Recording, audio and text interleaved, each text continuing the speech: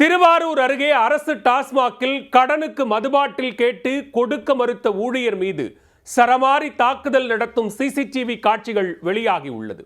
டாஸ்மாக் ஊழியர்கள் மீதான தொடர் தாக்குதல்கள் தடுத்து நிறுத்தப்படுமா?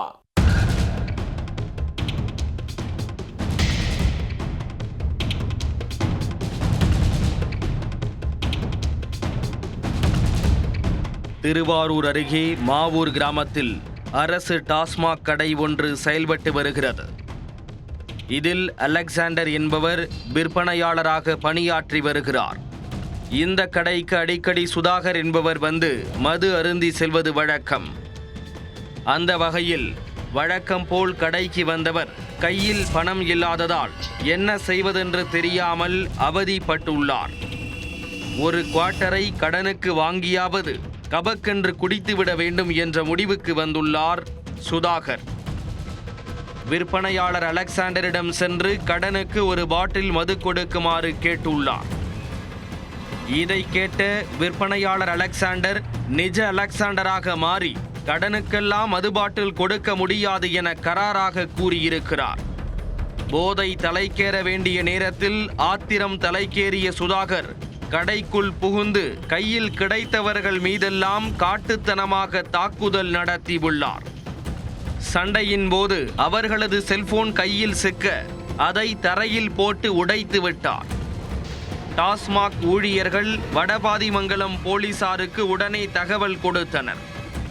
விரைந்து வந்த போலீசாரிடம் கடையை திறக்கப் போவதில்லை என திட்டவட்டமாக கூறிவிட்டனர். இதையடுத்து காவல்துறையினர் மதுபான கடை ஊழியர்களிடம் பேச்சுவார்த்தை நடத்தியதன் அடிப்படையில் மீண்டும் கடை திறக்கப்பட்டது.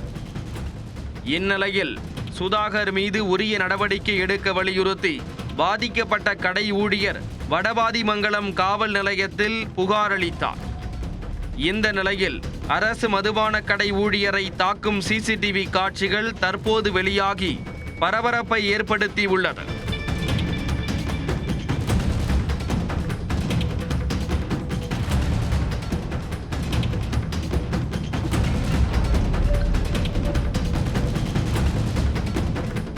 இரு தினங்களுக்கு முன் இரவு கடனுக்கு மது கேட்டு மது வழங்காத ஆத்திரத்தில் மன்னார்குடியில் அரசு மதுபான கடை ஊழியரை பீர் பாட்டிலால் தலையை அடித்து உடைத்த சம்பவம் அரங்கேறியது.